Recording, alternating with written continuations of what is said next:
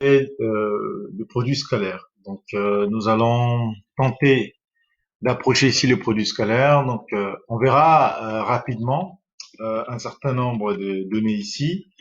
On va apprendre à calculer un angle grâce au produit scalaire. Nous allons apprendre à faire quelques démonstrations ensemble et on verra quel est l'impact de la nullité du produit scalaire par rapport à l'orthogonalité des vecteurs ou à la perpendicularité des droites. Et nous allons également étudier un ensemble de points, le milieu d'un point, grâce au produit scalaire. Et pourquoi ne pas ouvrir sur le théorème d'Al-Kashi, qui n'est rien d'autre qu'une extrapolation ou une généralisation du théorème de Pythagore. Donc, sans plus tarder, avant d'aller vers le produit, on va déjà s'interroger sur la somme. Donc la somme ici, activité de rappel sur les vecteurs. Premièrement, on vous demande de rappeler la relation de Chasles. Relation de Chasles. Voilà, donc vous pouvez utiliser la touche pause, euh, rédiger quelque chose, et ensuite essayer de faire une analyse comparative entre votre proposition et ce que nous allons euh, vous proposer ici. Donc pour tous les points A, B et C, on a AB plus BC égale à AC. Donc, le vecteur AB plus le vecteur BC égale le vecteur AC. Deuxièmement, c'était la propriété du parallélogramme. Donc, propriété ou relation du parallélogramme. Donc, A, B, C, D est un parallélogramme. AC plus AB, c'est égal à quoi comme vecteur? Donc, AC plus AB égale au vecteur AD. U et V sont-ils collinaires? Donc, si U et V sont collinaires ici, si U et V sont collinaires, qu'est-ce que ça aura comme impact? Et si vous avez vu l'outil ou l'opérateur déterminant, ça sera quoi le déterminant entre U et V? Entre le vecteur U et le vecteur V. Proposition. Si U et V sont collinaires, alors il existe un réel K tel que U, le vecteur U, soit égal à K fois le vecteur V.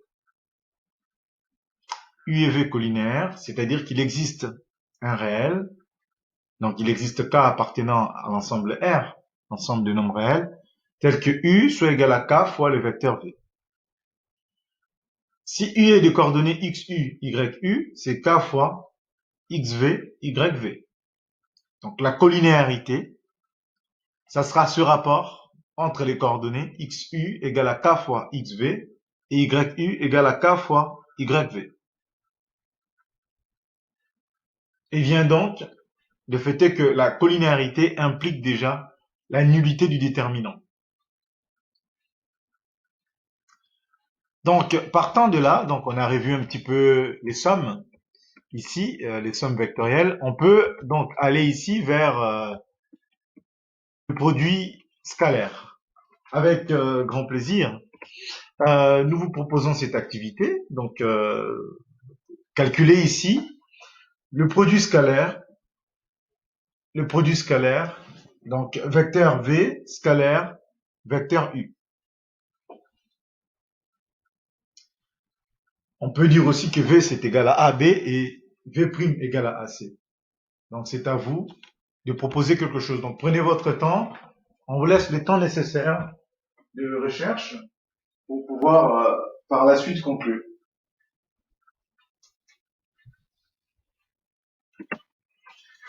Donc, ici, à cette question de calculer le produit scalaire, il faut déjà comprendre ce que c'est que le produit scalaire. Le produit scalaire est défini par projection orthogonale. Alors, le projecteur orthogonal, c'est quoi? Donc, vous avez vu, là j'ai le vecteur V, là j'ai le vecteur V'. Je veux faire une projection orthogonale ici. Donc, j'ai perpendicularité ici dans ma projection. Donc, le projecteur orthogonal d'un point A sur une droite D, d'un point A, ce point-là, sur une droite D, et le point H, donc ce point-là, ça sera le point H, de D, donc de la droite D, telle que les droites D et AH soient perpendiculaires. Question flash. Calculer les produits scalaires U scalaire, le produit scalaire V scalaire V'. Donc, pour revenir à cette question flash, donc ici, par des arguments de projection que nous avions déjà vus, cet angle-là, à ce niveau-là, voilà, on a vu cet angle-là, et on va se souvenir de ce que nous avions vu dans les chapitres des trigonométries. Qu'est-ce qu'on avait vu? Donc, on a juste un petit peu penché ou décalé ici notre plan. Nous avions vu que ici, si nous avons un angle à ce niveau-là, cet angle entre V' et V, ici, donc on va avoir cette projection-là qui va être collinaire, plutôt collinaire, qui va être proportionnelle au cosinus de cet angle-là. Donc on va voir qu'est-ce qui se passe réellement. Donc quand on fait la projection, donc on projette V sur V', donc ça sera la valeur de V fois la valeur de V' fois le cosinus de l'angle V'. Donc on va voir que, voilà, là si on faisait notre cercle trigonométrique à ce niveau-là, et que le cosinus se lise bien là, les sinus bien là en perpendiculaire ici, donc là on a cette projection-là qui va induire le cosinus V'. Donc, norme de V fois norme de V' fois cosinus V'. V et V', c'est l'angle géométrique BAC, si on peut l'appeler comme ça, hein, avec ici donc le point A, donc, où V égale à AB et V' c'est égal à AC. Donc, je vous laisse vous imprégner un petit peu de cette proposition. Donc ici, pareil, hein, si on définissait A, B scalaire AC, on aura la norme de AB fois la norme de AC fois le cosinus de AB, AC donc de cet angle-là, puisque c'est fait par projection orthogonale et qu'on a ici la projection qui induit le cosinus entre les deux droites, donc des angles entre les deux ici donc vecteurs. Donc maintenant, on souhaite dans cette activité apprendre à calculer un angle. Donc si on veut apprendre à calculer un angle, comment procéder? Donc on considère les points tels que ces données-là, A, B, C. On vous demande de déterminer la valeur approchée au centième près en radian de l'angle BAC. Donc c'est à vous d'y réfléchir. Vous pouvez faire le lien avec ce que nous venons de voir précédemment. Voilà, vous partez par la proposition, la propriété ou la formule qu'on vient de voir. Vous rédigez cela, vous voyez comment on peut isoler la partie angulaire. Et à partir de là, faire une proposition. Donc ici, on va d'abord passer par le calcul des vecteurs AB et AC, puisqu'on cherche l'angle BAC. Puis, une fois qu'on a calculé ces vecteurs, on n'oubliera pas comment on calcule les coordonnées d'un vecteur et comment on calcule la longueur d'un vecteur ou sa valeur ou sa norme ici. Donc, on vous a donné ici un rappel en termes de cela. Donc là, j'ai calculé les coordonnées du vecteur. Ça se calcule comme ça. Pour le vecteur AB, c'est xb moins xa en abscisse, yb moins yk en ordonnée. Donc, une fois que j'ai fait cela, la distance, ça va se calculer grâce au théorème de Pythagore, hein, c'est-à-dire que l'hypoténuse au carré, ça sera adjacent au carré plus opposé au carré. Donc, et en cela, on a la valeur ici de AB étant longueur ou distance. Voilà. Donc, une fois qu'on a eu ça, on va passer aux applications numériques. Donc, une fois qu'on a fait nos applications ici numériques, on a calculé les grandeurs, on revient ici au calcul en fait de produit scalaire. C'est-à-dire que le produit scalaire AB, donc AB scalaire AC, c'est x', y' plus y'. Donc x, x' plus y'. C'est-à-dire que si AB a pour coordonnées x, y et AC a pour coordonnées x', y', le produit scalaire AB scalaire AC, donc AB scalaire AC, ce produit scalaire-là, ça sera égal à ça, x' plus y'. Pourquoi? Comment? Nous allons le voir tout à l'heure. Et d'autre part, donc ça c'est d'une part, et d'autre part, nous avons cette relation-là. C'est-à-dire, on peut donc injecter la grandeur qu'on va calculer là, l'injecter là. On vient de calculer les normes de deux vecteurs. On peut isoler donc le cosinus et trouver l'angle. Bien donc une proposition de rédaction. Donc pour calculer ce produit scalaire AB scalaire AC ici, on va faire donc 3 fois moins 5 plus moins 5 fois 1. Pourquoi? Parce que c'est x fois x' plus y fois y'. Donc, une fois qu'on a exprimé ici nos grandeurs, on a calculé donc le produit scalaire qui n'est rien d'autre que 10 ici. Une fois qu'on a trouvé notre produit scalaire, voilà, on revient aux fondamentaux comme on l'a dit. On va remplacer ici les quantités. On pourra ainsi soutenir que cos AB, AC, donc cosinus de cet angle-là, ça sera égal à AB scalaire AC sur norme de A fois norme de B. Voilà, donc si on a cette relation-là, donc on va isoler les cosinus. Ce produit scalaire, c'est égal à ça fois ça fois ça. Donc ça, le cosinus, c'est le produit scalaire divisé par ça fois ça. C'est ça qu'on a exprimé. Donc une fois qu'on a exprimé ces quantités-là, pour trouver l'angle, maintenant, on va dire que l'angle, c'est si le cosinus de l'angle, ça vaut ça, donc l'angle vaut arc cosinus de ça, ou cosinus moins 1 de ça. À vous de voir si votre calculatrice note cos moins 1 ou arc cosinus. Bon, dans les deux cas, vous êtes libre. Donc maintenant, sur l'activité, donc le plan est muni d'un repère orthonormé, ROIJ, et on vous donne ici U, et on vous donne les coordonnées du vecteur V. On vous demande de calculer le produit scalaire de ces deux vecteurs. Donc, c'est là, dans cette activité, qu'on va prouver pourquoi U scalaire V, c'est x' plus y'. Donc, allons-y. Exprimons les vecteurs dans le repère orthonormé, ici, ou dans ce repère orthonormal, comme bon vous semble. Donc, ici, U, si le vecteur U, c'est A pour coordonnées 5 moins 3, c'est-à-dire que c'est 5i moins 3j. On applique le même raisonnement pour le vecteur V. Donc, ce coordonnées, c'est 2 moins 2, donc c'est 2i moins 2j. Le produit scalaire U scalaire V, c'est égal à quoi? C'est égal à 5i moins 3j scalaire 2i moins 2j. Faisons donc ici la projection. On va simplement appliquer la distributivité ici. Une fois qu'on aura distribué, donc ça fois ça, plus ça fois ça, plus ça fois ça, plus ça fois ça. Une fois qu'on a fait ça, à cette ligne-là, donc ici c'est 5i scalaire 2i. Qu'est-ce que ça fait? Donc ça fait 5 fois 2, c'est 10. I scalaire i. Voilà. Ensuite, 5 fois 5i fois moins 2j. Donc 5 fois moins 2, c'est moins 10. I scalaire j. Par le même raisonnement, on a la suite.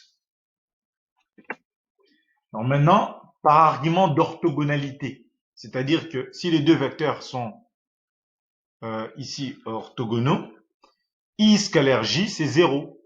Et I scalaire i, comme c'est un repère orthonormé, et que la norme de i vaut 1, on sait que I scalaire i, c'est égal à la norme de i au carré. C'est comme j scalaire j qui sera aussi la norme de j au carré, et ça vaudra 1. Pourquoi? Parce que ce sont des vecteurs unitaires ici. Donc, on peut déduire que cette partie-là, c'est 0. Cette partie-là, c'est 0. Là, j'ai 10 plus 6. Voilà, donc ça, I scalaire j, c'est 0. J scalaire i, c'est aussi 0, par argument d'orthogonalité de ces deux vecteurs. On est dans un repère où il y a perpendicularité entre i et j. Donc n'oubliez pas cela. Et c'est que dans ce cas-là qu'on peut affirmer cela. Donc, ayant ça, on trouve aisément notre produit scalaire. Et là, on peut consigner la propriété du produit scalaire avec les coordonnées en soutenant que si U a pour coordonnées x, y et V a pour coordonnées x', y', U scalaire V, c'est x, x' plus y, y'. Utilité du produit scalaire, orthogonalité des vecteurs ou perpendicularité de droite. Voilà, donc cette partie-là qui s'ouvre à nous, où on nous demande ici donc de montrer que A, B et AC étant des vecteurs sont orthogonaux. On nous donne des points, donc A, B, C. C'est à nous de calculer les vecteurs AB et les vecteurs AC et d'en conclure sur l'orthogonalité. Enfin, de déduire ici la perpendicularité ou pas des droites AB et AC. Donc, par les mêmes propriétés que nous venons de voir, on calcule les coordonnées AB, on calcule les coordonnées de AC, et entre ces coordonnées-là, on calcule le produit scalaire, x, x' plus y, y', on trouve que ça vaut 0. Le produit scalaire étant nul, on peut soutenir que le vecteur AB et le vecteur AC sont orthogonaux. Le produit scalaire, la nullité du produit scalaire ici, permet également de soutenir la perpendicularité entre les droites AB et les droites AC. J'attire votre attention ici sur les notations. Donc, la notation vectorielle, vecteur AB, AB avec flèche. Et les droites, la droite par exemple AB, c'est AB entre parenthèses. Donc, Léon, ici, on peut essayer de dépasser un petit peu ces exercices qui sont plutôt typés courts pour aller vers l'étude d'un ensemble de points. Donc là, c'est plus une étude. Dans cette étude, on vous rappelle un petit peu par ce programme codé en Python qu'on a vu le calcul du milieu. Milieu. Ici, donc pour calculer le milieu ici d'un vecteur AB, si on dit que I est milieu du segment AB, on a donc le vecteur AB en disposition, on a les coordonnées de A, les coordonnées de B, x1, y1 pour A, x2, y2 pour B. Les milieux, c'est x1 plus x2 sur 2, y1 plus y2 sur 2. Voici les coordonnées du milieu, donc le xi et les yi. Et en Python, c'est from math import étoile pour évoquer la bibliothèque, def milieu, puisqu'on l'a appelé milieu ici, on le définit comme une fonction, x1, donc entre parenthèses x1, y1, x2, y2, séparé par des virgules, 2 points, xi, c'est égal à x1 plus x2 sur 2, yi égal à y1 plus y2 sur 2, return, xi, yi, entre crochets, séparés par une virgule. x1 égale à float, input, float, entre parenthèses, input, entre parenthèses, entre guillemets, saisir x1, 2 points. On va appliquer le même raisonnement pour y1, x2, y2 et print, entre parenthèses, milieu, entre parenthèses, x1, virgule, y1, virgule, x2, virgule, y2.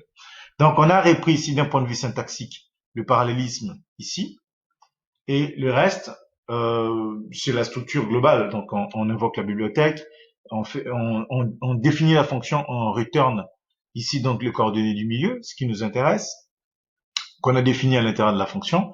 On demande à l'utilisateur de rentrer les valeurs. Voici comment on va procéder. On aurait pu mettre x1 égale input directement, mais on a mis float pour préciser que c'est un nombre réel.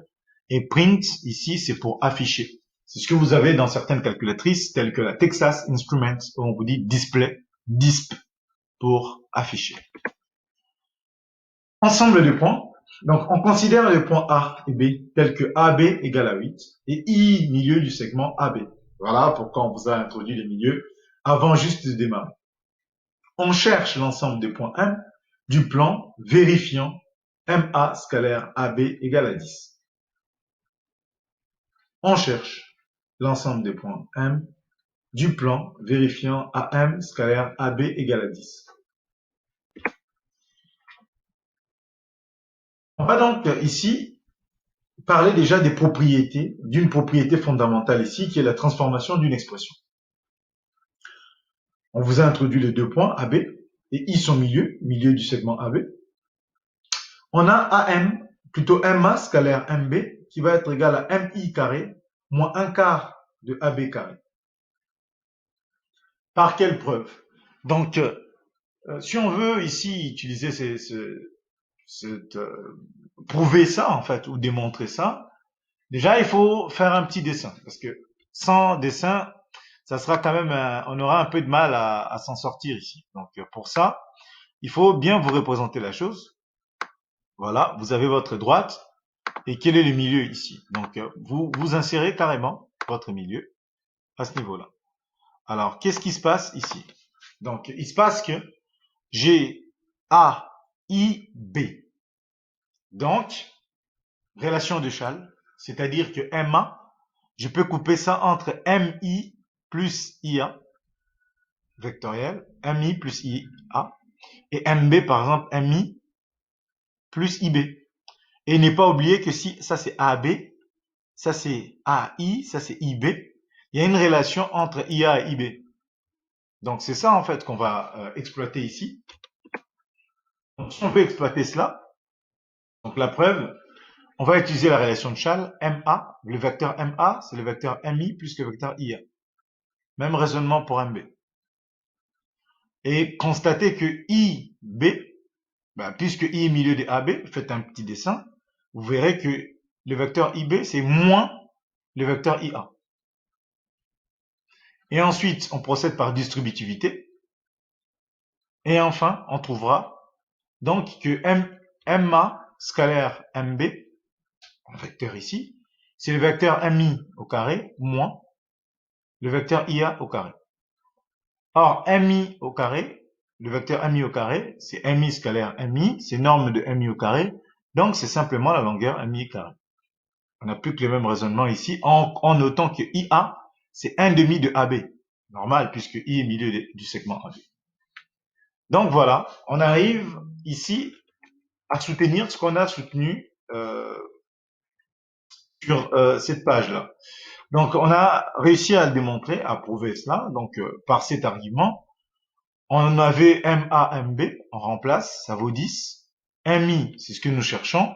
AB, on avait, ça vaut 8. Voilà. Et donc, on va résoudre une petite équation ici et trouver que MI au carré, c'est 26. Donc MI, c'est égal à racine de 26. Donc maintenant, comment interpréter cela? Donc si MI est égal à racine de 26, c'est simplement pour dire que c'est un cercle, c'est un cercle centré sur I et des rayons racine de 26. L'ensemble des points M ici, ce sera un cercle, voilà, un cercle des rayons racine de 26 et des centres I. Voilà donc, ce qui nous emmène à réfléchir un petit peu sur les cercles. En guise de propriété, notons que si nous avons deux points A et B, l'ensemble des points M du plan, tel que MA scalaire MB soit nul, c'est un cercle du diamètre des segments AB. Voilà. Donc la preuve, si MA scalaire MB égale à 0, MI égale à IA. Donc les points M sont sur le cercle des centres I et des rayons IA égale à 1/2 de AB. Je conseille vivement de faire un dessin. Également pour cela, donc cercle et triangle rectangle, un triangle ABC est rectangle en P, si et seulement si le point B appartient au cercle de diamètre AC.